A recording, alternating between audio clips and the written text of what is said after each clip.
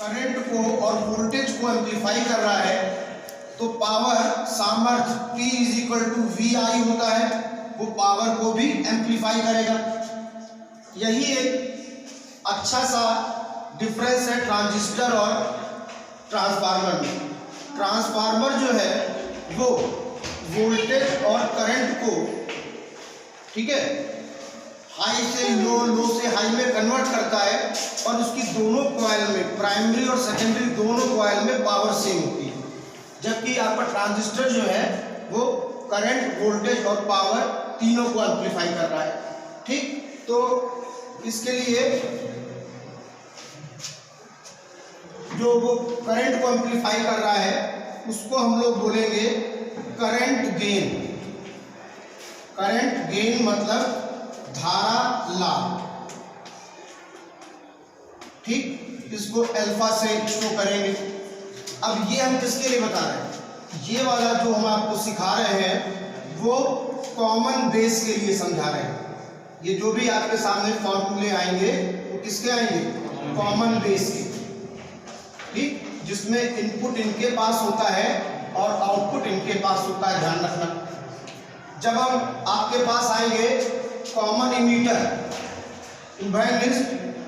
उत्सर्जक प्रवर्धक पर, ठीक, यानी EBC, इसमें इनपुट इनके पास है और आउटपुट तो हर बार C के पास ही रहता है। ठीक, तो इधर हम आपको जो भी समझाएंगे वो आपका कॉमन बेस ट्रांजिस्टर के लिए होगा और उधर जो भी समझाएंगे वो कॉमन एमीटर के लिए होगा। अब करंट गेन, करंट कितना एम्पलीफाई हो रहा है, इसी तरह आपको निकालना होगा वोल्टेज गेन, मतलब वोल्टेज कितना एम्पलीफाई हो रहा है, वोल्टेज लाभ इसको बोलेंगे। इसी तरीके से P is equal to VI होता है, तो जब I और V गेन कर रहे हैं, एम्पलीफाई हो रहे हैं, प्रवर्धित हो रहे हैं, तो आपको जो है वो पावर भी एम्पलीफाई होकर मिलेगी।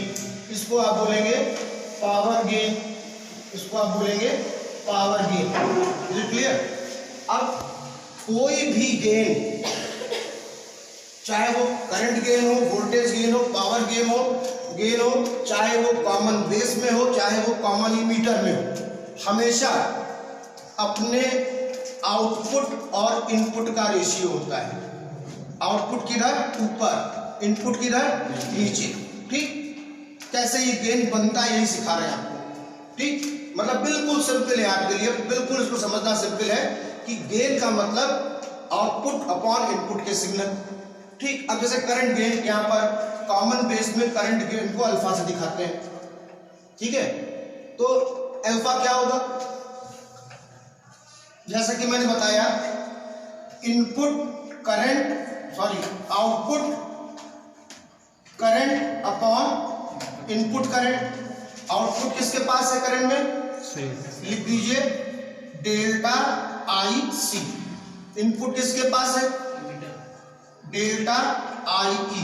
बन गया फॉर्मूला, काम खत्म। बस क्या करना है, जिसका गेन पूछा गया है, इनपुट आउटपुट। ठीक, आइए वोल्टेज गेन पे आते हैं। वोल्टेज गेन यानी वोल्टेज का आउटपुट बटे वोल्टेज का इनपुट, लिख सकते हैं ना। तो वोल्टेज का आउटपुट किसके पास है? VC के पास है। वोल्टेज का इनपुट किसके पास है? Delta VE। बस एक तरीका आउटपुट बटे इनपुट, आउटपुट बटे इनपुट का, वही लेके सब जगह चलेंगे हम। Is it clear?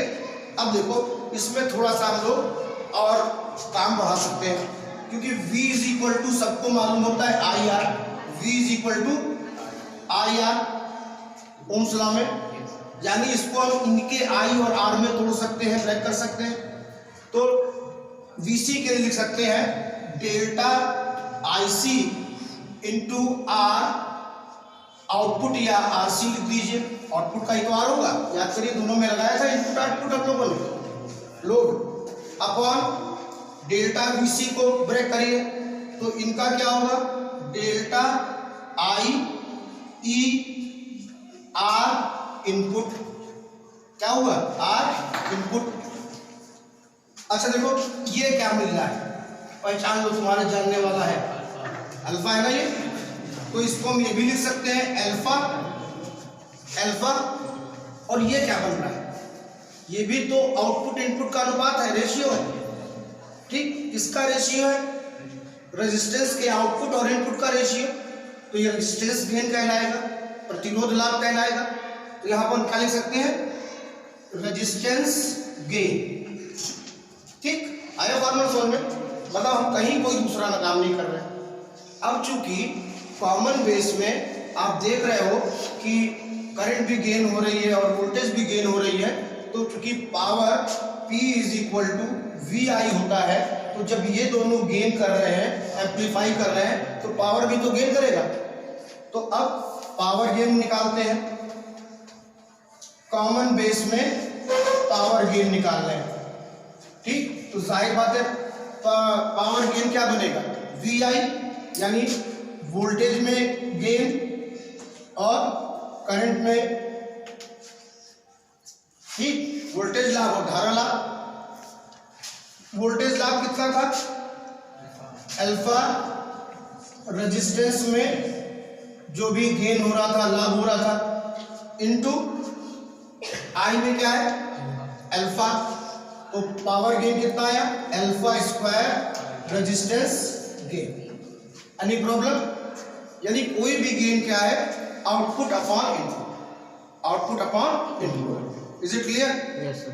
अब सेम यही काम हम लेकर चलेंगे कॉमन एमीटर में, उभयनिष्ठ उत्सर्जक प्रवर्धक ट्रांजिस्टर में। ठीक, बस ये ध्यान रखेंगे इसमें भी सारे फॉर्मूले output upon input, output upon input है, सारे फॉर्मूले। ठीक है, लेकिन इनपुट अब बदल गया है, आउटपुट उन्हीं के पास है। ठीक, तो यही काम फिर से करेंगे और इसी तरीके से बिल्कुल आसानी से काम को करना, ज़्यादा काम को बढ़ाना नहीं चाहिए। अब कॉमन बेस एमीटर में, कॉमन बेस एमीटर में जो करंट गेन होता है, धारा लाभ जिसे आप कहते हो, वो बीटा से शो किया जाता है।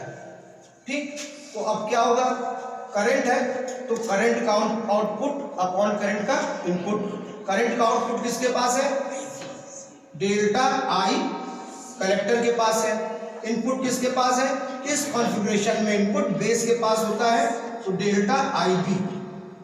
आपका फार्मूला तैयार है। बात करते हैं वोल्टेज गेन की, वोल्टेज गेन की। तो आउटपुट का वोल्टेज अपॉन इनपुट का वोल्टेज। तो आउटपुट का वोल्टेज किसके पास है, कलेक्टर के पास, और इनपुट का वोल्टेज किसके पास दिया गया था,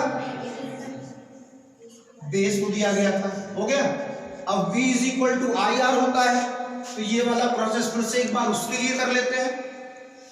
तो ये क्या होगा, डेल्टा आई सी, और चूंकि C पर आउटपुट है तो R आउटपुट वाला।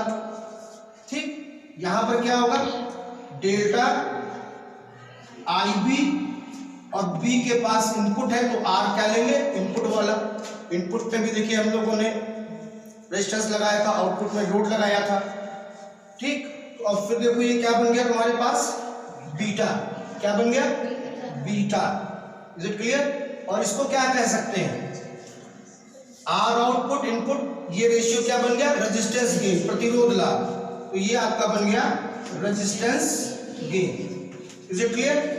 अब क्योंकि करंट भी गेन है, वोल्टेज भी गेन है, धारा में भी लाभ है, वोल्टेज में भी लाभ है, तो शक्ति सामर्थ्य यानी पावर भी गेन करेगा। तो पावर गेन या शक्ति लाभ के लिए क्या करना पड़ेगा, P इक्वल टू VI। तो जो V में गेन किया आपने वोल्टेज लाभ, इनटू जो करंट में गेन है धारा लाभ, और दोनों ऊपर आपके पास है ही है ना, दोनों आपके पास है। तो ये कितना था, बीटा रेजिस्टेंस गेन, और करंट में कितना था, बीटा। तो ये क्या बन गया, पावर गेन सामर्थ्य लाभ बीटा स्क्वायर रेजिस्टेंस में गेन। ये आपके वो फॉर्मूले हैं जिनसे इनके न्यूमेरिकल होते हैं। और इनके न्यूमेरिकल बहुत गहरे नहीं होते हैं। बस यही, जैसे जब बच्चे इसको याद करने की कोशिश करते हैं तो भूल जाते हैं कौन ऊपर कौन नीचे। नहीं, आप बस सिंपल सी बात याद रखिए कि कोई भी गेन, कोई भी लाभ आउटपुट और इनपुट का रेशियो होता है और वही आपके सामने आया। अच्छा, कभी कभी किसी क्वेश्चन में हमें जरूरत पड़ती है कि अल्फा और बीटा के रिलेशन की। अल्फा और मतलब मान लो न्यूमेरिकल चल रहा है कॉमन एमीटर का, ध्वनिक उत्सर्जक का, लेकिन वैल्यू दी हुई अल्फा की, वैल्यू दी हुई अल्फा की। तो उस कंडीशन में आप किसका इस्तेमाल कर सकते हो? Beta is equal to alpha -1। ये आपको रिलेशन फायदा करेगा जब आपको अल्फा से बीटा या बीटा से अल्फा की वैल्यू निकालनी है। पहले डेरिवेशन कोर्स में आप नहीं है, तो ये एक सिंपल सा लेक्चर था आज का, जिसमें यह बताया है कि फार्मूलों को याद नहीं किया जाता है। ये देख लो कि फार्मूले जनरेट कैसे हो रहे हैं। जब हम ये समझ गए कि फार्मूला जनरेट कैसे हुआ है, तो फिर हमारे पास हार्डवर्क की कोई गुंजाइश नहीं, स्मार्ट वर्क। तो ऑल द गेन, जितने भी लाभ हैं, जैसे यहाँ पर वोल्टेज लाभ है, धारा लाभ है, जिसके कारण शक्ति सामर्थ्य लाभ है, current gain, power gain, voltage gain, सब हमने कैसे निकाला है? आउटपुट और इनपुट का रेशियो। ये आपको ध्यान रखना पड़ेगा किस कॉन्फ़िगरेशन में इनपुट किसके पास है, आउटपुट किसके पास है। ठीक, बाकी आपके लिए काम आसान हो जाएगा। Is it clear?